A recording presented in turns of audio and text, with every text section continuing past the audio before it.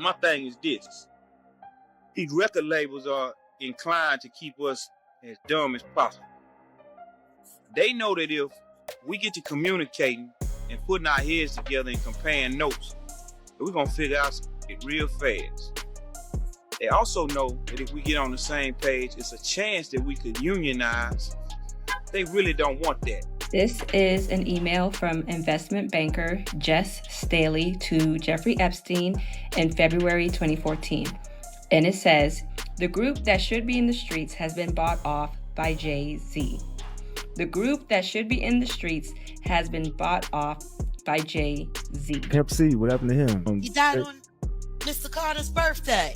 And Beyonce just did the halftime performance, and the license plate on that Cadillac was Pimp C. Sacrifice. Jay-Z still moves like nobody can touch him, and like he stood above names like DMX and Pimp C. Now people are bringing back old claims that he believed certain rap legends never really went at him because of the power and connections around him. At the same time, Pimp C's old interviews are blowing up again, and fans are looking at them very differently now. In those clips, he spoke on Jay-Z, the industry, and how the game can be controlled behind the scenes. Jay-Z is already catching heat after that GQ interview, where many people felt he sounded out of touch, and that backlash came not long after his name started getting mentioned in those files. Years ago, some people brushed off Pimp C's words as bitterness, but now others feel he may have been pointing at something bigger. People are also revisiting reports about an email in those files that allegedly said Jay-Z was being used to keep black people distracted. That is a serious claim, and it has only made the conversation louder. Pimp C died in 2007, and why haven't we got a Pimp C documentary? Because there was a lot of strange details surrounding Pimp C's death. So now people are asking more questions about Pimp C's death, the strange details around it, and whether he ever felt pressure from the kind of power he was calling out before it was too late. So let's break down what really came out about Jay-Z and those DOJ files. The mainstream media mostly focused on one thing, an anonymous FBI tip from a woman who claimed she was taken against her will and later woke up in a room with Jay-Z and Harvey Weinstein. A lot of fans instantly brushed that off because no charges were filed and there was no direct accusation made against Jay-Z. But what if that headline was just noise to pull attention away from something else? Because buried in those same files, there's another document that barely got any coverage at all. And this is where things start to look different. There's an email dated February 3rd, 2014, where former JP Morgan Chase banker and Barclays CEO Jes Staley is responding to updates about protests happening in Brazil. At that time, the streets were packed with people protesting government spending on the World Cup, while regular citizens were struggling to afford basic living costs. So Jes Staley looks at Brazil, then compares it to what's happening in the US. And he tells Jeffrey that he and other billionaires aren't worried about Americans rising up the same way. That statement right there is what's raising eyebrows now, because it suggests something deeper about influence, power, and how distractions might be used to keep people from pushing back. Why? Because in his words, the ones who should be out in the streets have been bought off by Jay-Z. Now listen to this email, word for word. You want to know why we are not Sao Paulo? Watch the TV ads on the Super Bowl. It's all about hip blacks in hip cars with white women. The group that should be in the streets has been bought off by Jay-Z. That line alone got people looking at everything different. So think about what's really being said here. A Wall Street figure is telling Jeffrey that the reason black Americans aren't protesting like in Sao Paulo is because of influence tied to Jay-Z. The idea is that those Super Bowl ads showing success, luxury cars, and a certain lifestyle create a powerful image that keeps people focused on the dream instead of questioning the system. Every kid watching might see that and think, that could be me, instead of asking why only a few actually make it while so many are still struggling. And here's the part that really adds pressure to this whole situation. This wasn't some random internet leak or rumor floating around online. This was a real email from someone inside that world, speaking openly about influence, control, and how narratives can shape what people focus on every single day. It wasn't some random leak, it came straight from the United States Department of Justice. That means it's public record, and it shows in clear language how certain elites may view hip-hop and black culture. My thing is this. These record labels are inclined to keep us as dumb as possible. They know that if we get to communicating and putting our heads together and comparing notes, we're gonna figure out some shit fast. They also know that if we get on the same page, it's a chance that we could unionize. They really don't want that. They don't want rappers united. They don't want artists united. They want division, because divided they can conquer. Not just as art or expression, but as something that can be influenced and shaped. And that lines up with what Pimp C was speaking on years before that email even existed. Now go back to 2006. Pimp C had just come home, he's promoting his album Pimpalation, and he pulls up to Rap City. What he said there hit different, because almost nobody in the industry was speaking like that out loud. He was calling for rappers to come together, to organize, and to stop being controlled by record labels. That kind of talk was bold, and people didn't really know how to react to it at the time. And here's where it gets interesting. That interview didn't stay easy to find. Over time, it became harder to track down, only popping up in small articles and fan discussions. One piece from Afro Lounge even pulled quotes from that moment where Pimp C said, "Labels don't want artists to talk to each other. We get to talk in too much. We just might get a union together if we union. They can't win anymore, don't you? Fools realize that we can get a whole bunch of money together." That message still hits heavy today. And that same article brings up another moment where Pimp C spoke with Donna Garza, and he broke it down even clearer. He said a divide and conquer strategy was being used inside hip-hop, where record label executives would push rivalries just to keep artists from linking up and building real power together. And this wasn't something he said once. He kept repeating it in interviews, conversations, even random paparazzi moments. He didn't even know him. And he's like, I'll ride with Pac to the end. So anybody who ever said this on Tupac, ever, Pimp C didn't like him. He just never would fool with you, ever, ever, ever. So he put Jay-Z in the category of, I don't think Tupac liked him. Tupac wouldn't, as Biggie homie or whatever. I ain't fooling with him. Now really think about what he was pushing for. A real union for rappers, artists coming together to demand fair deals, ownership of their masters, and full control over their publishing.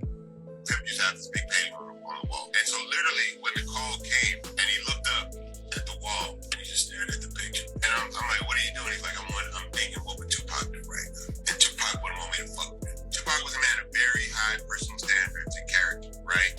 And did not have a lot of friends. And Pimp C felt the same way. He felt he was a man of those same standards and character. And so he didn't want to do anything that he felt Tupac wouldn't do. And working with Jay-Z in his mind was something Tupac wouldn't do. The same protections you see in other industries, he believed hip-hop deserved that too. And he wasn't just talking big, he was actually moving like that. He co-owned Trill Entertainment with Bun B, ran UGK Records, and handled a lot of his own production because he felt nobody else was giving him what he needed. So I called him instantly because I knew y'all niggas at the house. Right. I was like, yo, I'm excited. Got $1 million. This is it. Rockefeller's the shit. Hey, there's the shit. I called Pimp and these niggas fight. So I calmed them down. And then once Pimp locked in, he was like, wait a minute, Rockefeller. Ain't that where Jay-Z at? I was like, yeah. And I didn't get the connection. I was like, he was like, tell him to take that check over to Tupac mama and give it to him for stealing all Tupac shit. And I'm like, what? I put him on that Pac life, boy. he went, once I let him hear that Tupac, he went on his mission for me. To him, independence wasn't just creative freedom, it was about not being controlled at all. And here's where it connects back to Jay-Z and the bigger system around him. When artists stay divided, competing, and signing whatever deal lands in front of them, the labels keep all the leverage. That's not even a theory, that's just how the business is set up. And Pimp C was calling it out loud before most people were ready to hear it. So when artists even start talking about unionizing, that alone shakes the whole system. And Pimp C saw that clearly before most people caught on. Now this is where things between him and Jay-Z get way more complicated, because a lot of people think it was just about the beat for Big Pimpin', but it actually went much deeper than that. The truth is, Pimp C almost didn't even get on that track, and the real reason came down to loyalty, specifically loyalty to Tupac Shakur. Back then, Tupac and Jay-Z weren't seeing eye to eye. Pac didn't trust Jay, and he felt like Jay was aligned with the notorious B.I.G. and Sean Combs. In Pac's view, those were the same people he believed turned against him, so if you were close with them, you were automatically on the other side. And Pimp C took that seriously. He respected Tupac heavy, and according to Too Short, that was a big reason he didn't want to be part of that record at first. Bun B even shared a story about being in Atlanta when the call came in from Jay-Z, and Pimp wasn't thinking about the hit, the money, or the fame. The only thing on his mind was one question: what would Tupac do? And that says a lot about where his head was at during that moment. And then there's another story that adds even more layers to this situation. A record executive named Greg Taylor said he once called Pimp C about a deal involving Rockefeller. And the moment Pimp heard Jay-Z was connected, he shut it down fast. He reportedly told him to take that check and give it to Afeni Shakur, which shows just how serious he was about that loyalty. And it didn't stop there. Pimp also had issues with how Jay was moving even before Big Pimpin'. There was another track Jay wanted him on, but the expectation was for Pimp to fly out to New York to record. Pimp wasn't feeling that at all. In his mind, if Jay really wanted him on the record, he should be the one coming to Houston. That mindset right there made Pimp different. He wasn't chasing anyone or trying to impress, especially not Jay-Z. So, by the time Big Pimpin' came around, Pimp was already unsure. Then he heard the beat and he straight up didn't like it. He felt it sounded too commercial, almost like a pop record, and he was worried it could hurt UGK's image. Bun B had to step in and really convince him, telling him the track was going to be huge. That moment almost went a completely different way. So eventually, Pimp C agreed to do the record, but he came in with strict conditions. He made it clear he was only given 8 bars, not 16, and that's exactly how it went down. Even when it came time to shoot the video, he wasn't moving how Jay-Z and Damon Dash expected. He refused to fly out to Trinidad, so the production had to come to him instead. They ended up bringing a full crew out to Miami just to film his scenes, and even then, Pimp did everything on his terms. He pulled up in a fresh Mercedes, wore a mink coat in the middle of that Miami heat, and made sure all eyes were on him. He wasn't trying to blend in, he was making a statement about who he was and how he moved. Well, his mom believes he was murdered, and she basically breaks down the reasons why she believes that. I couldn't really, there's some circumstantial evidence that might make you think that. But as far as like physical evidence, I had some other people review the autopsy report and things like that, and they didn't really come to a solid conclusion as far as, you know, any foul play or things like that. But a lot of people have heard that he died of a codeine overdose, which is not true at all. That was actually, you know, the day he passed, or the day that the results of the tests and whatnot were not announced, the coroner said, you know, he did not overdose. And then you had all these newspapers that said that he did overdose. So that was just irresponsible media that came up with that story. But the official story was that he had sleep apnea, which is a condition which can make it hard for you to basically stop breathing in your sleep. And the story was that he took some codeine, which prevented his body from waking up the way that it normally would. So it feasibly could have happened that way. But there are some alternate theories, which I kind of explore in the book. His mom thinks he was poisoned, and there was someone with him when he passed who was a very shady, strange character. So there is actually a person of interest, according to his mother, that she believed had something to do with his death. So I wasn't able to really definitively come to a conclusion, but I've laid out all the facts So when people ask why Pimp C never really crossed paths with Jay-Z in that way, it wasn't about fear or some small issue. From his perspective, Jay represented a side of the industry he didn't respect, the same system he had been calling out for years. And then comes the moment that still leaves people with questions. On December 4th, 2007, the same day as Jay-Z's 38th birthday, Pimp C was found dead in his room at the Mondrian Hotel. That timing alone had people talking heavy. He was just 33 years old, and right away, something didn't sit right with people. The first reports from the Los Angeles County Coroner's Office said there were no signs of foul play. Ed Winter even told TMZ that Pimp C was found fully clothed, lying on top of the bed. And here's the key detail: there were no substances or paraphernalia found in the room at all.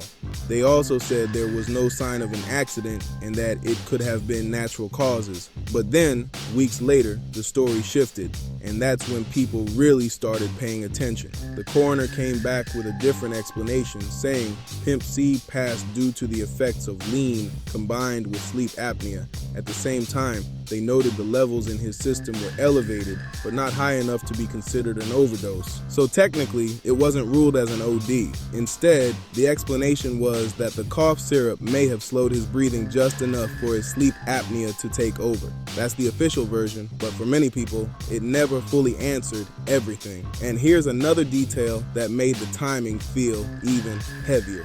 Pimp C had just locked in a new solo deal with Jive Records, which only added more questions to an already confusing situation. He had a major publishing deal lined up, a satellite radio show ready to launch, and even a national cologne endorsement in motion.